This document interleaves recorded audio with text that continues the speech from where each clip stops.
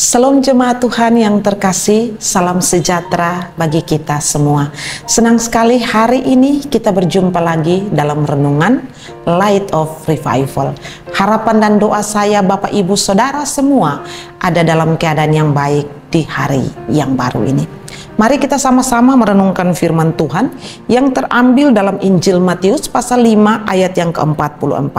Demikian bunyi firman Tuhan. Tetapi aku berkata kepadamu, kasihilah musuhmu dan berdoalah bagi mereka yang menganiaya kamu. Kasihilah sesamamu. Saudara yang terkasih dalam Tuhan Yesus Kristus, firman Tuhan hari ini datang kepada kita adalah satu perintah yang Tuhan Yesus sampaikan kepada orang banyak yang mengikuti Dia saat itu. Di dalam pengajaran Tuhan Yesus kepada banyak orang di bukit, Yesus mengajarkan berbagai hal kepada mereka, dan salah satunya Yesus katakan bahwa kasihilah musuhmu dan berdoalah bagi mereka yang menganiaya kamu. Ini perintah yang Yesus ajarkan kepada orang banyak pada saat itu. Saudara sekalian, perhatikan bahwa ajaran Yesus ini bertentangan dengan natur dari dunia ini. Dunia mengajarkan bahwa mengasihi orang yang mengasihi kita dan berdoa bagi mereka yang kita kasihi. Tapi berbeda dengan pengajaran Yesus, mengasihi musuh, mengasihi orang yang selama ini melukai, menganiaya kita, bahkan mendoakan mereka. Kalau kita perhatikan saudara terkasih, Yesus ingin mengajarkan kepada banyak orang saat itu bahwa sebenarnya musuh mereka bukan manusia, bukan sesama, tetapi musuh yang utama itu adalah dosa dengan segala keadaannya. Itu yang harusnya dibenci, itu yang seharusnya tidak boleh dilakukan.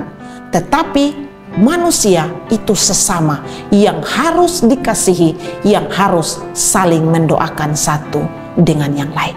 Tapi saudara terkasih, ketika kita merenungkan firman Tuhan ini, hari ini di 2025, kita mungkin bertanya, sudahkah kita melakukan itu dengan setia hari ini? Mungkin jawabannya sulit, mustahil. Sampai hari ini kita jatuh bangun di dalam mentaati firman Tuhan ini. Kita bisa mengasihi orang yang mengasihi kita, tapi kita menjadi sulit mengasihi musuh-musuh kita. Kita menjadi sulit mendoakan orang yang menyakiti hati kita, yang menganiaya hidup kita. Kita menjadi sulit untuk melakukan itu. Hari ini kita melihat ada begitu banyak gereja-gereja Tuhan dianiaya. Ada begitu banyak orang-orang Kristen yang ketika beribadah mereka itu dihalangi, mereka diperlakukan buruk.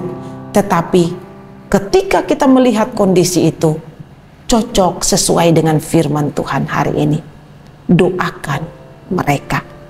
Karena itu saudara yang terkasih, kita sebagai orang-orang percaya, kita juga sebagai gereja yang Tuhan tempatkan di dunia ini, dan kita mengalami banyak penganiayaan dari orang-orang yang tidak mengasihi Tuhan, orang-orang yang tidak mengenal Allah.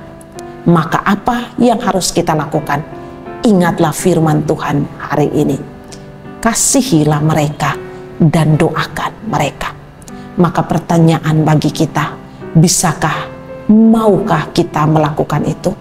Ini memang sulit, tapi bukan berarti ini mustahil dilakukan.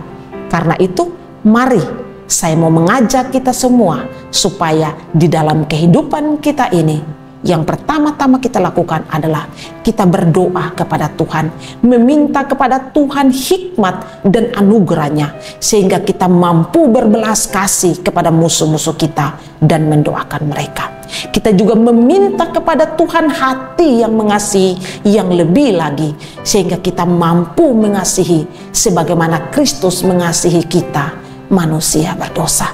Dan kita perlu berdoa dengan tekun kepada Tuhan, meminta kekuatan daripada Tuhan, sehingga ketika kita mengalami penganiayaan, ketika kita mengalami penindasan, ketika kita dijahati oleh orang-orang yang tidak mengenal Tuhan, maka kita hidup dan taat sebagaimana firman Tuhan yang kita dengarkan hari ini.